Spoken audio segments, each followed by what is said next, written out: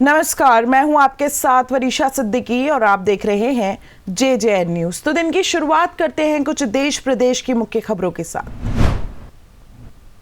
सरकारी स्कूलों में दोपहर के भोजन का भत्ता केवल उन्हीं छात्रों को मिलेगा जो स्कूल आएंगे। 7 फरवरी से इस व्यवस्था के अनुसार ही छात्रों को भत्ता दिया जाएगा। समग्र शिक्षा अभियान के निदेशक बंशीधर तिवारी ने इसके आदेश जारी किए हैं। प्रदेश के 17,000 बेसिक और जूनियर स्कूलों में 7 लाख से ज्यादा छात्र MDM योजना में शामिल है।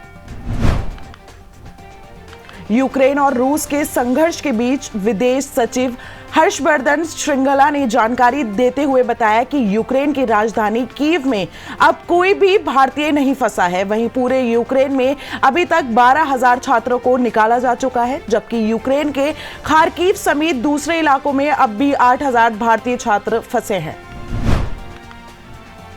सुप्रीम कोर्ट ने NGT के उस आदेश पर रोक लगा दी है जिसमें केंद्र प्रदूषण नियंत्रण बोर्ड को उन सभी RO निर्माताओं को वाटर प्योरीफायर पर प्रतिबंध लगाने का निर्देश दिया गया था जहां पानी में TDS का स्तर 500 मिलीग्राम प्रति लीटर से कम है। साथ ही कोर्ट ने जल संस्थान मंत्रालय, पर्यावरण और वन मंत्रालय, केंद्र प्रदूषण नियंत्रण बोर्ड और अन्यों को नोटिस जारी किया। भारतीय मौसम विभाग के अनुसार मार्च से मई के बीच गंगा के मैदानी इलाकों में गर्मी सामान्य से कम रहने की संभावना है, लेकिन पश्चिमी, मध्य और उत्तर पश्चिमी भारत के आसपास के क्षेत्रों और पूर्व उत्तर के कुछ हिस्सों में सामान्य से अधिक तापमान रहने की संभावना है। IIT कानपुर के वरिष्ठ वैज्ञानिक मनेंद्र अग्रवाल ने दावा किया है कि कोरोना की चौथी लहर अगर आती है तो वो भी तीसरी लहर की तरह ही कम समय के लिए और कम घातक होगी। उसमें केवल सतर्कता बरतने की आवश्यकता है। प्रोफेसर अग्रवाल ने कहा कि देश में 90% लोगों में नेचुरल इम्यूनिटी जनरेट हो चुकी है और वैक्सीनेशन भी लगभग पूरा हो रहा है। रूसी हमले के बीच यूरोपियन संघ ने यूक्रेन की सदस्यता पर अपनी मोहर लगा दी है। इसके साथ ही यूक्रेन अब यूरोपियन संघ का हिस्सा बन गया है। इससे पहले सोमवार को यूक्रेन के राष्ट्रपति वोलोदिमीर जेलेंस्की ने EU की सदस्यता के लिए आवेदन पत्र पर हस्ताक्षर कर जल्द से जल्द अनुमति देने की अपील की है।